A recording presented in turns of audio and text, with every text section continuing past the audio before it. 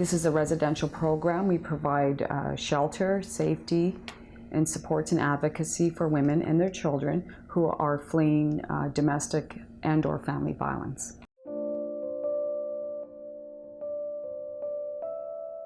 So what we do through this 12-week program is we have certain topics that we provide every week to the women that goes back to the colonial-based policies that the government has implemented in Canada. So we go right back to the residential schools. There are common denominators among these women, one being intergenerational family violence.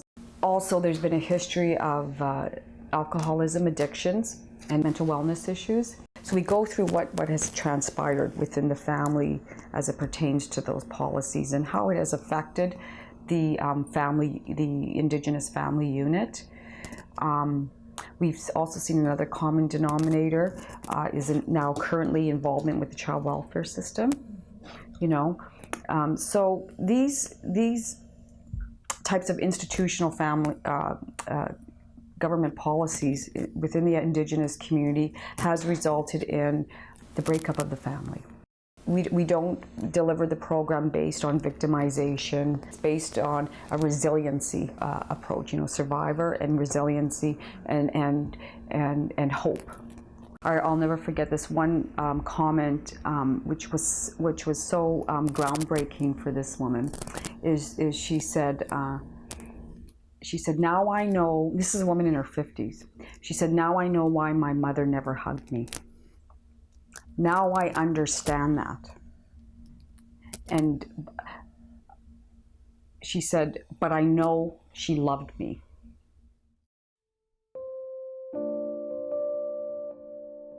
The program is based on the 7 sacred teachings. So every week they go through each one of those components.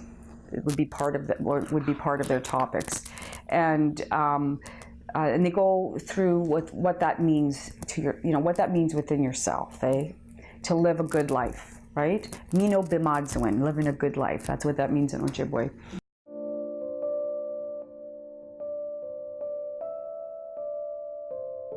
So if there are women that are more comfortable speaking their language, which is a huge part of your culture, is your language that you speak, then it just makes it so much more,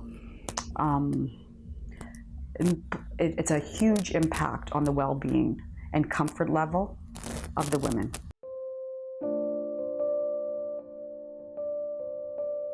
In Manitoba, we have not received a funding increase, an operational funding increase in 11 years.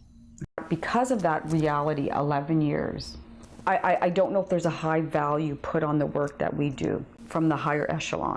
They have to see the value of the work we do and what it means to the families in the community and to the well-being and safety of, and liberty of children and women.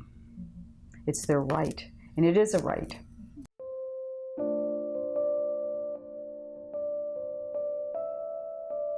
There's so many good stories, women that have rebuilt their lives and they come back to, they provide us feedback, they come back and speak to groups.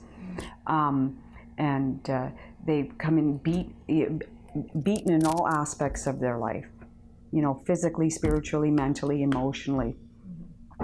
And they've